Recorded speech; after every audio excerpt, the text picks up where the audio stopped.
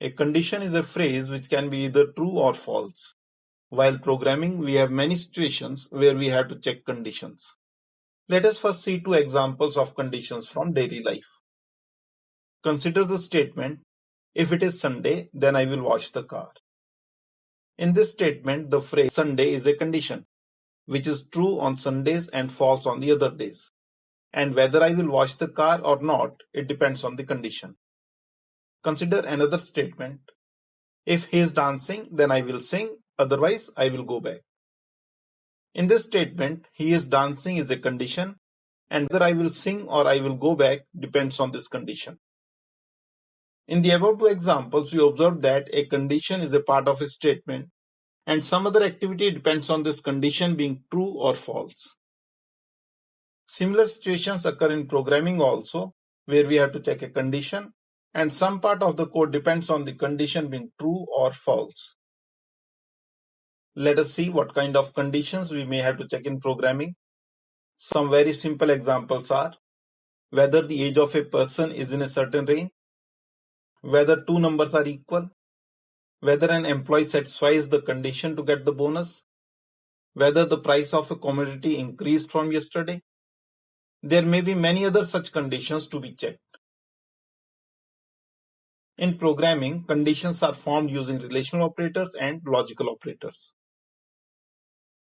Relational operators are the operators which compare two values. These are also called comparison operators. Relational operators available in Python are equality, which is represented by double equal to sign. It compares two values for equality. It returns true if these values are equal, otherwise it returns false. Inequality, which is represented by a combination of exclamation mark and an equal to sign.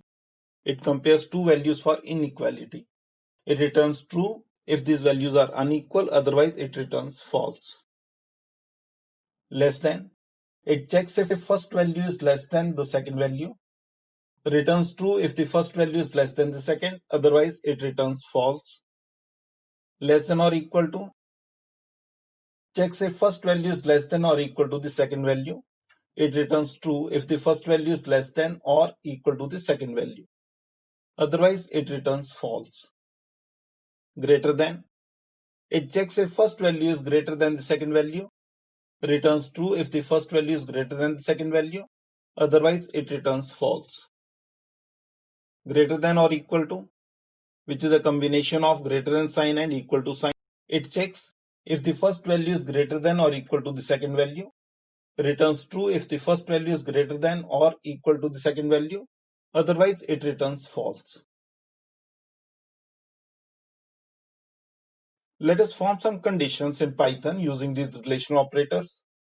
In these conditions, we assume that A, B, and C are variables storing some integer values. First condition. To check if A is greater than B, the condition is A greater than B. Sum of A and B is equal to C. The condition is A plus B equal to C. Notice the use of double equal to sign to check the equality. Third, to check if A is positive, the condition is A greater than 0 because a positive number is always greater than 0. Fourth, to check if C is even, the condition is C remainder 2 equal to 0 because an even number is a multiple of 2. Fifth, to check if the sum of A, B, and C is 180, the condition is A plus B equal to 180. This is how we form conditions using relational operators. Can you now write Python expressions to specify the following conditions, assuming that A and B are numbers? First, to check whether sum of A and B is greater than the product of A and B. Second, to check whether A is unequal to B. Third, to check whether A is a factor of B. Fourth, to check whether A is a multiple of B. Fifth, to check whether one of the numbers A and B is even and the other is odd. Try writing these conditions. Let us now see logical operators. Logical operators are not, and, or. Not is used to negate a condition, and or are used to combine two simple conditions to form a bigger or complex condition. Let us see some examples. First, check if A is a two-digit number. We know that a two-digit number lies in the range 10 to 99. So actually we have to check if A is greater than or equal to 10 and less than or equal to 99. This combines two conditions into one. First condition is that A is greater than or equal to 10, and the second condition is that A is less than or equal to 99. Both these conditions have to be satisfied for A to be a two-digit number. This is achieved by combining these two conditions with an AND. So the condition for A to be a two-digit number is A greater than or equal to 10 and A less than or equal to 99.